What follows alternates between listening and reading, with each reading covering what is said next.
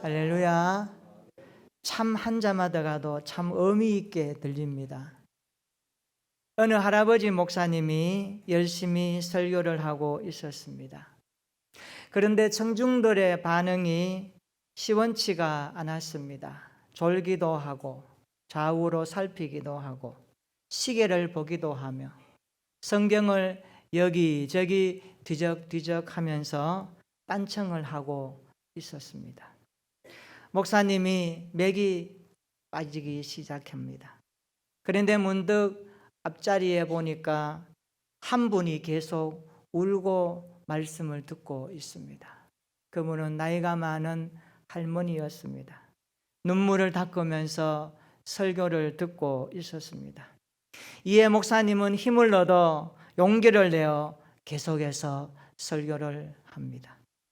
예배를 마친 후에 목사님이 악수를 하고 이렇게 말을 건넸습니다. 할머니, 오늘 예배 중에 어떤 말씀이 은혜가 되었습니까? 얼마나 은혜가 되었기에 그렇게 눈물을 흘리면서 예배를 드렸습니까? 할머니는 얼마나 울었던지 퉁퉁 부은 얼굴로 목사님을 바라보면서 이렇게 말합니다. 목사님, 말씀은 잘 모르겠고요. 며칠 전에 제가 오랫동안 키웠던 염소가 죽었어요. 목사님의 수염을 보니까 그 염소가 생각이 나서 눈물을 주체할 수가 없었습니다. 오늘 예배 중에 딴 생각하지 맙시다. 딴청하지 말고 말씀에 집중하시기를 바랍니다. 그렇게 되기를 축원합니다. 우리가 눈물 그러면 느헤미야를 생각합니다. 얼마나 눈물을 많이 흘렸으면 눈물의 선지자라고 불러줄까요? 적어도 예레미야 성경을 통하여 52장까지 읽어보면 왜 예레미야가 눈물을 흘렸는가 두 가지 이유가 나옵니다. 하나는 유다 백성들을 심판할 수밖에 없는 하나님의 마음을 읽었고, 두 번째는 하나님의 말씀을 듣고도 깨닫지 못하는 유대 백성들의 마음을 보면서 예레미야는 울 수밖에 없었습니다. 그래서 그는 40년 동안 눈물로 외치기 시작합니다. 우리 예레미야 9장 1절을 보면 예레미야의 마음을 읽을 수가 있습니다. 이렇게 기록합니다. 어찌하여 내 머리는 물이 되고 내 눈은 눈물 근원이 될꼬, 죽임을 당한 딸 내 백성을 위하여 주야로 울리로다. 그렇게 말합니다. 죽임당한 내 딸, 내 백성을 위하여 주야로 눈물이 마를 날이 없었던 사람, 그가 바로 예레미야 선지자였습니다. 예레미야 애가 2장 11절에 보면 가슴이 너무 아픕니다. 내 눈이 눈물에 상하며, 내 눈이 눈물에 상하며, 내 창자가 끊어지며, 내 간이 땅에 쏟아졌으니 이는 내 딸 내 백성이 패망하여 어린 자녀와 젖먹는 아이들이 성읍 길거리에 기절함이로다. 예레미야가 얼마나 울었던지 내 눈이 눈물에 상했다라고 말합니다. 얼마나 울었던지 내 창자가 끊어질 정도가 되었다라고 말합니다. 내 간이 땅에 쏟아질 정도로 그는 울고 또 울었습니다. 그래서 어떤 이들은 구약에서 그리스도와 가장 닮은 인물이 예레미야라고 말하기도 합니다. 예수님께서 제자들과 함께 유대 땅 이곳 저곳을 다니시다가 어느 날 가이사라 빌립보 지방에 머무셨습니다. 그곳에서 예수님은 제자들에게 생각지 못했던 질문 하나를 던집니다. 사람들이 나를 누구라 하느냐. 예수님은 제자들과 당시의 사람들이 예수님을 어떻게 생각하고 있는지 좀 보고 싶었습니다. 듣고 싶었습니다. 오늘날로 말하면 대중의 여론을 좀 확인하고 싶었던 거죠. 예수님의 질문에 제자들이 대답하면서 요명인사 3명을 언급하지요. 예수님을 세례요한 같다고 합니다. 어떤 사람은 예수님을 엘리야라고 합니다.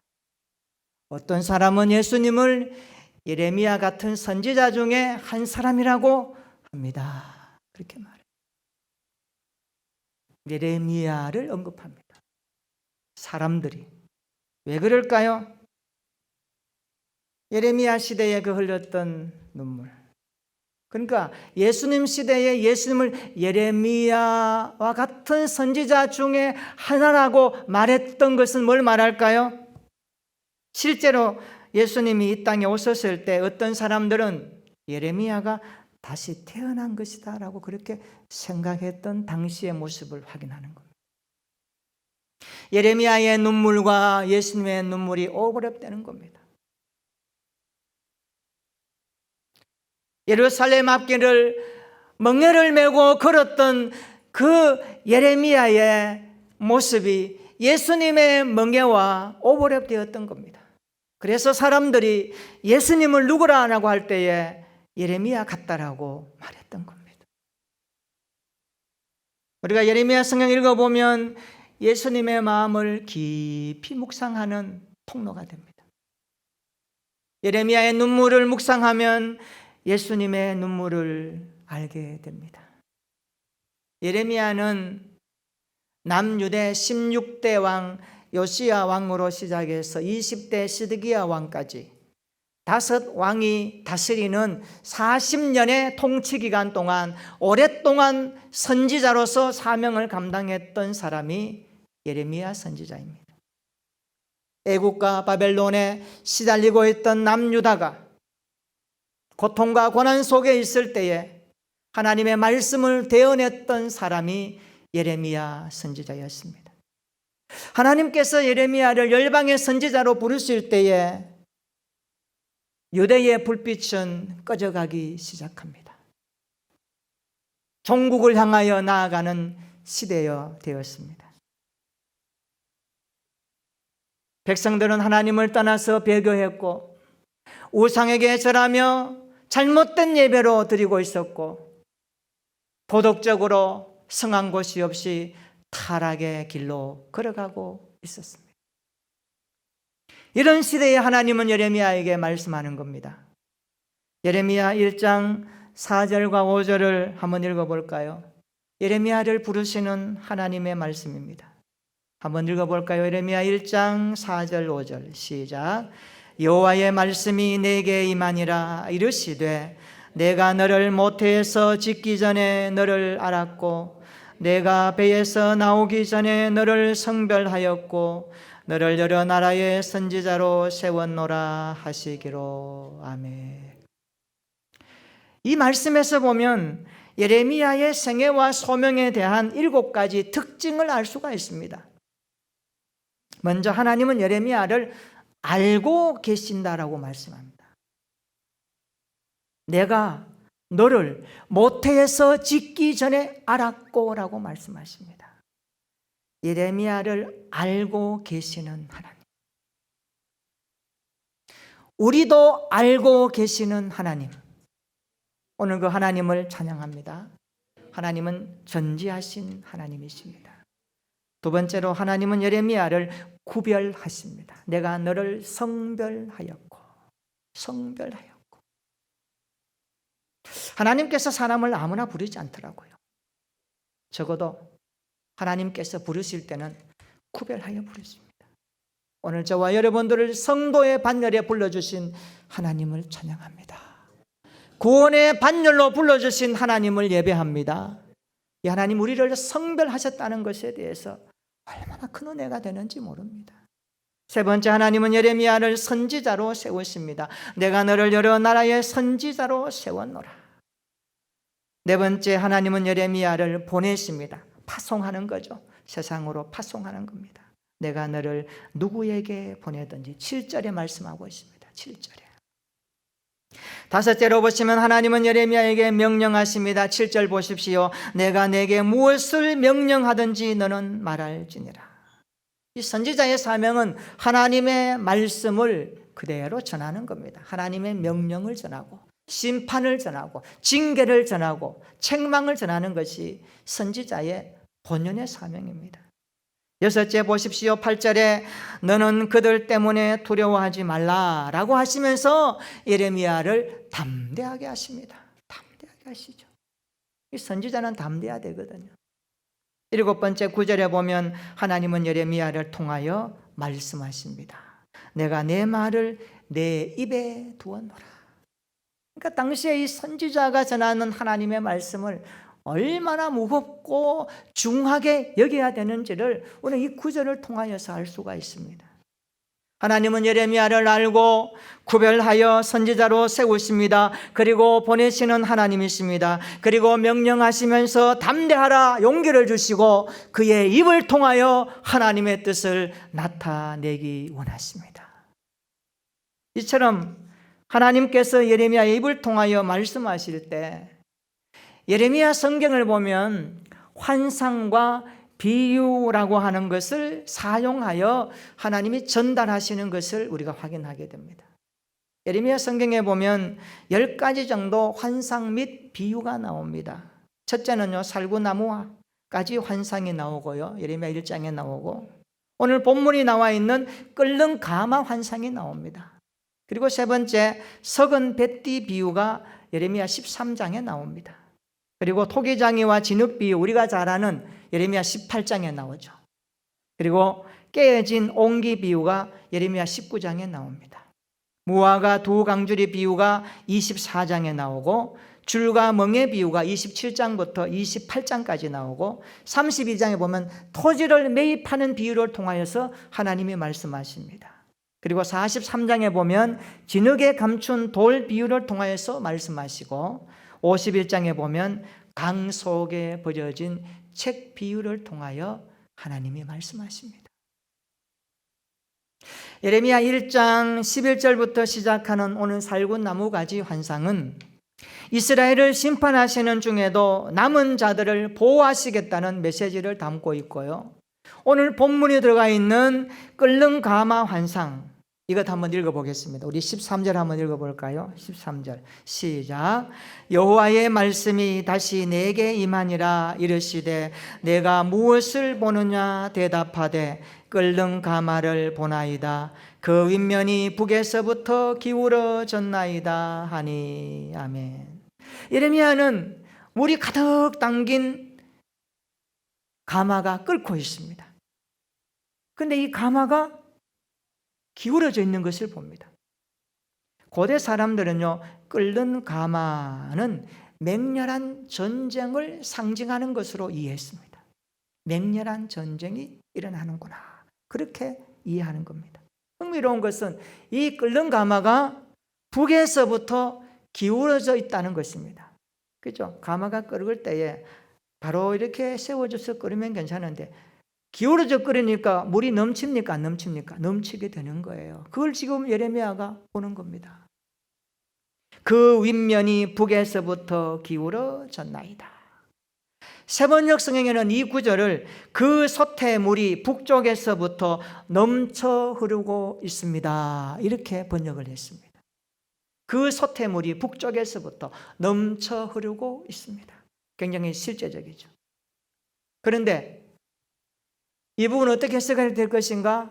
14절에 자연스럽게 해석합니다. 우리 14절 한번 읽어볼까요? 예레미야 1장 14절 시작. 여호와께서 내게 이르시되 재앙이 북방에서 일어나 이 땅의 모든 주민들에게 부어지리라. 아멘. 14절에 그대로 해석합니다. 우리가 성경 읽어보면 성경은 성경으로 해석하는 것이 원칙입니다. 그렇죠? 그래서 우리가 비약해서도 안 되고 성경을 성경으로 해석하는 것을 우리가 성경 해석의 원리로 삼습니다. 13절에 북에서 기울어진 끓는 가마가 14절에 재앙으로 남쪽으로 오리라 이렇게 해석을 하고 있습니다. 1950년 6월 25일 그날이 주일 새벽이었습니다. 북한의 김일성 군대가 포를 쏘며 남쪽을 향하여 전쟁을 걸어옵니다. 그때 우리 군인들이 많이 휴가도 가고 또 6월 마지막 주일 덥기도 하고 굉장히 느슨한 상태를 노린 거죠. 3년 동안 전쟁을 통하여 얼마나 많은 사람들이 고통당했습니까? 우리의 우방 국가들이 참여해서 많이 죽었습니다. 이런 아픔들을 보면 아직도 전쟁의 아픔이 그들의 가슴에 상처로 남아 있습니다. 이처럼 끓는 가마가 남쪽으로 기울어졌다는 것은 재앙이 북쪽에서부터 밀고 내려온다는 것을 뜻해주고 있습니다. 15절 한번 보십시오. 유다에 미칠 재앙이 하나님께서 보내신 것임을 알 수가 있습니다. 내가 북방 왕들의 모든 족속들을 부를 것인즉 그들이 와서 예루살렘 성벽과 유다 모든 성읍들을 치리라 이렇게 말씀합니다. 이걸 예레미야가 알았던 거예요. 이걸 예레미야가 보았던 거예요. 여러분, 어떤 사건이 실제적으로 일어날 것을 보고 알고 확신하면 준비해야 되겠어요? 그냥 둬야 되겠어요? 준비해야 되겠죠. 예레미야 가슴이 타는 거죠. 왜 이렇게 됐을까? 왜 이렇게 징계와 심판과 재앙이 있을까? 그 이유를 성경은 이렇게 기록합니다. 우리 16절 한번 읽어볼까요? 16절. 자, 시작. 무리가 나를 버리고 다른 신들에게 분향하며 자기 손으로 만든 것들에 전하였은즉 내가 나의 심판을 그들에게 선고하여 그들의 모든 죄악을 징계하리라. 아멘. 하나님께서 남유다를 심판하시는 이유는 두 가지입니다. 언약을 파괴했고 우상을 숭배했다. 그 두 가지를 16절에서 압축해서 요약합니다. 유다 백성들은 조상들을 출애굽시키고 가나안을 정복하게 하신 조상들이 섬겼던 아브라함의 하나님, 이삭의 하나님, 야곱의 하나님을 버렸습니다. 무리가 나를 버리고 그랬습니다. 그리고 다른 신들에게 분향하며 거기에 절했습니다. 우상 숭배했다는 거죠. 이것이 심판의 이유입니다. 하나님이 징계하시고 심판할 때는 이유가 있는 겁니다. 우리가 성경 읽어보면 하나님께서 사람을 징계하실 때 아주 무겁게 다루는 부분이 있습니다. 무겁게 다루는 부분. 두 가지를 요약합니다. 하나는 교만이고요. 두 번째는 우상숭배입니다. 교만과 우상숭배는 하나님이 굉장히 역겨워하십니다. 교만이 뭡니까? 한마디로 말합니다. 교만은 따라서 패망의 선봉이다. 자연스럽게 해석합니다. 교만은 패망의 선봉이다. 빨리 망하고 싶거든 교만하라, 그런 메시지를 담고 있죠. 또 한편으로 너희가 교만하면 하나님께서 즉각적으로 심판하신다, 그것을 강조하고 있습니다. 교만은 패망의 선봉이라고 할 만큼 하나님이 무겁게 다루십니다. 교만이 뭡니까? 내가 내 인생의 주인으로 등극하여 사는 사람, 그것이 교만한 겁니다. 내가 내 인생의 주인입니다. 그러므로 교만은 뭡니까? 나를 창조하신 하나님을 인정 안 하는 거예요. 하나님을 부정하는 거예요. 중요합니다. 교만한 것은 그런 겁니다. 교만은 하나님의 창조의 원리를 부정하는 겁니다. 나를 만드신 그분을 인정하지 아니하고 내가 주인이 되어 내 삶을 내가 컨트롤하겠다는 거예요. 이게 교만이거든요. 그러므로 교만은 무섭게 하나님이 다루십니다. 그러니까 패망의 선봉으로 삼겠다는 거예요. 우상숭배는 뭡니까? 하나님의 자리에 우상을 올려놓고 거기에 의존하는 겁니다. 이게 우상숭배거든요. 우리의 마음을 뺏고 우리의 인식을 뺏고 우리의 습관이 하나님보다 어떤 것에 매료되어서 살아가는 삶의 스타일 굉장히 조심해야 됩니다. 예수 믿는다고 하면서 삶의 가치관과 인생관과 물질관과 시간관이 성경적으로 형립되지 아니하고 어떤 우리의 삶의 것들로 점철되어서 뭉쳐져서 그것이 습관화되어져서 그것이 성격화되어지고 그것이 하나님 앞에 때로는 신앙으로 연결되어져서 살아간다면 굉장히 이건 구별해야 됩니다. 우상숭배 하나님 무겁게 다루십니다. 그러므로 교만과 우상숭배는요 함께 연결되어 있습니다. 교만한 사람이 우상숭배하게 되어 있고요, 우상숭배하는 사람이 그 뿌리는요 교만이 자라고 있습니다. 오늘 우리 모두 겸손함으로 창조주 하나님께 엎드림으로 경배하여 겸손하게 주님을 섬겨가는 이 시대에 참된 그리스도인들이 되기를 축원합니다. 하나님 우리에게 다룰 수 있는 교만, 우상숭배 철저하게 멀리하시기를 축원합니다. 이것이 우리가 사는 길입니다. 오늘 설교 제목 저는 이렇게 붙여보았습니다. 여호와의 말이니라. 따라서 합시다. 여호와의 말이니라. 여호와의 말씀이니라. 아마 성경을 자세히 읽어본 분들은 공감하겠지만 예레미야 성경 읽어보면 굉장히 많이 나오는 단어가 있습니다. 예레미야 성경 1장부터 마지막 장까지 읽어보면 반복적으로 나오는 단어가 하나 있습니다. 그게 바로 여호와의 말씀입니다. 여호와의 말씀. 말씀이라는 단어가 굉장히 포인트입니다. 염성이 읽을 때 이 부분을 좀 건너뛰지 말고 좀 체크하면서 어느 정도 나오는지 한번 찾아보시면 은혜가 될 겁니다. 이 단어가요 문장으로 나올 때는 이렇게 기록되어 있습니다. 여호와의 말씀이 예레미야에게 임하였고 여호와의 말씀이 내게 임하니라. 여호와의 말씀을 들으라. 여호와께서 이와 같이 말씀하시되 여호와께서 이와 같이 말씀하시니라. 여호와의 말씀대로 여호와께서 말씀하시되 여호와의 말씀과 같으리로다. 여호와께서 말씀하셨느니라. 여호와의 말이니라. 여호와의 말씀이니라. 이런 문장으로 표현됩니다. 굉장히 많이 나옵니다. 어떤 장에는 10번까지도 나옵니다. 오늘 본문 15절에 나오죠. 끝에 뭐라고 합니까? 여호와의 말이니라 그런 거예요. 지금 예레미야가 자신의 말을 하는 것이 아닙니다. 여호와께서 주시는 말씀을 전하는 거예요. 여호와의 말씀을 전달하는 거예요. 이게 선지자의 사명이거든요.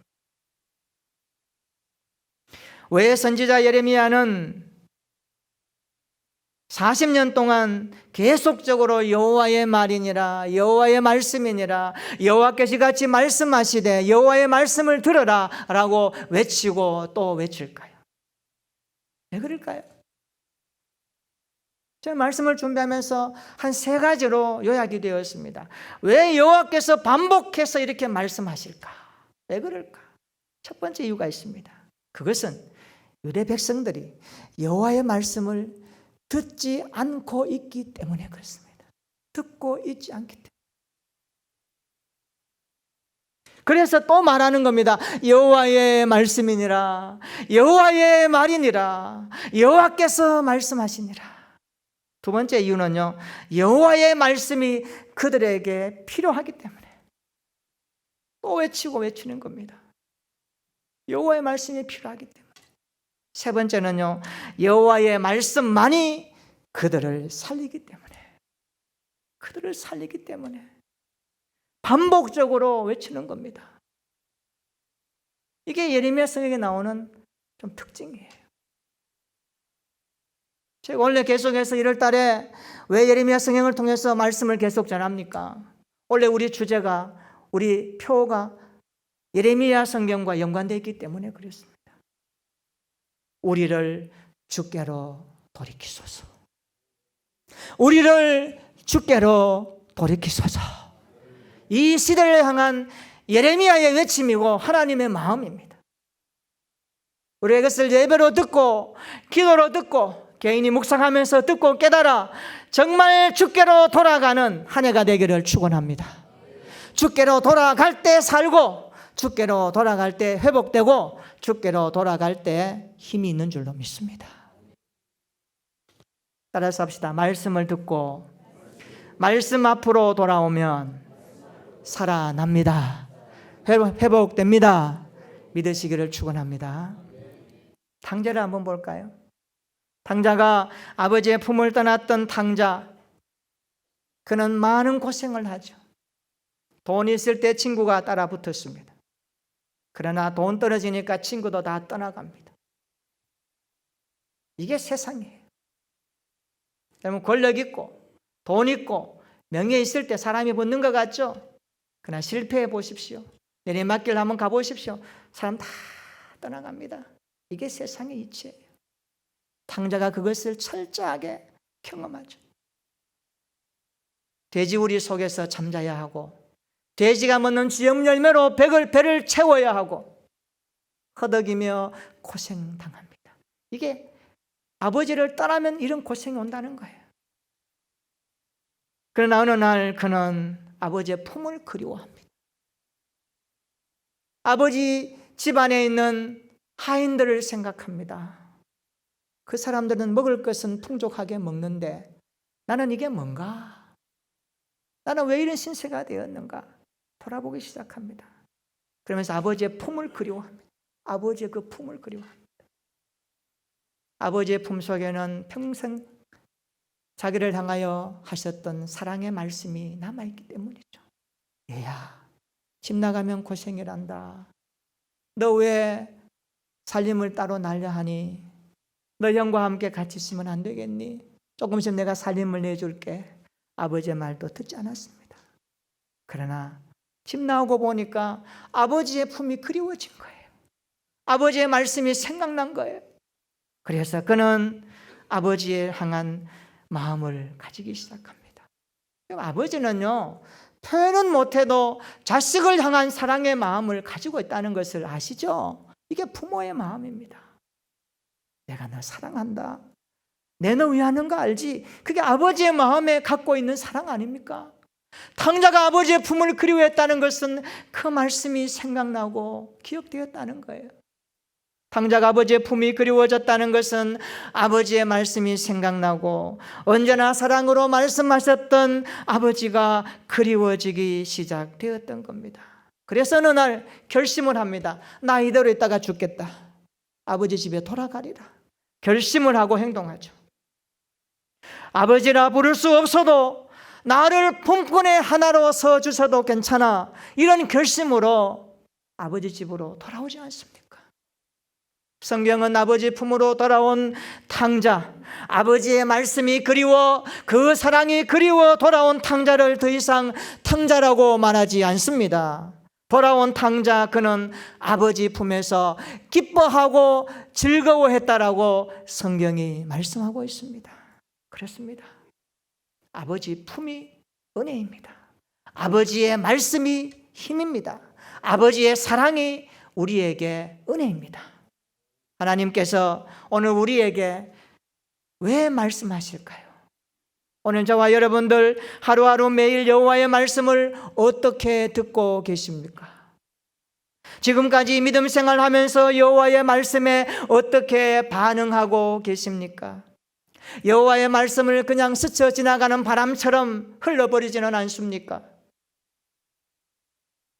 우리는 오늘 하나님 앞에 진정성 있는 예배를 드려야 합니다.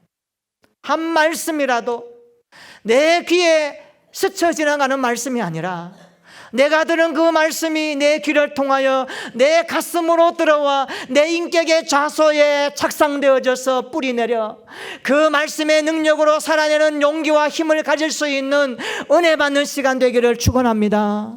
이것은 하나님 우리에게 주신 말씀의 능력이고 힘입니다. 그래서 우리 모두는 하루하루 하나님의 말씀을 진정성 있게 들어야 합니다. 시인이 이런 고백을 하죠. 시편 119편 10절로 11절입니다. 내가 전심으로 주를 찾아 사오니 주의 계명에서 나를 떠나지 말게 하소서. 내가 주께 범죄하지 아니하려 하여, 따라서 합시다. 주의 말씀을 내 마음에 두었나이다. 할렐루야. 주의 말씀을 내 마음에 두었나이다. 말씀이 없으면 시편 1편처럼 어떻게 될까요? 날아가는 겨와 같습니다. 여러분, 그런 인생 되지 않기를 축원합니다. 말씀이 우리 인생에 무게감 있게 자리 잡아 우리 인생을 붙들고 가는 능력이 되기를 축원합니다. 주의 말씀이 내 마음에 있도록 오늘 말씀을 잘 듣고 그 말씀을 여러분 마음 가운데 아멘으로 잘 받고 그 말씀을 마음에 깊이 새기며 그 말씀 따라갈 수 있는 한 주간 되기를 축원합니다. 말씀을 듣고 말씀 앞으로 나오는 신앙생활 되기를 축원합니다. 말씀을 듣고 행하는 살아나는 삶이 되어지는 우리 교회 되기를 축원합니다. 2020년도 표어처럼 우리를 주께로 돌이키소서, 이 단어가, 이 문장이 깊이 있게 경험되는 한 해가 되기를 축원합니다. 여호와의 말씀이니라. 여호와께서 말씀하시니라. 이 말씀이 우리의 가슴과 영혼에 새겨지는 한 주간 되기를 주님의 이름으로 축원합니다. 아멘. 우리 한번 기도하십시다.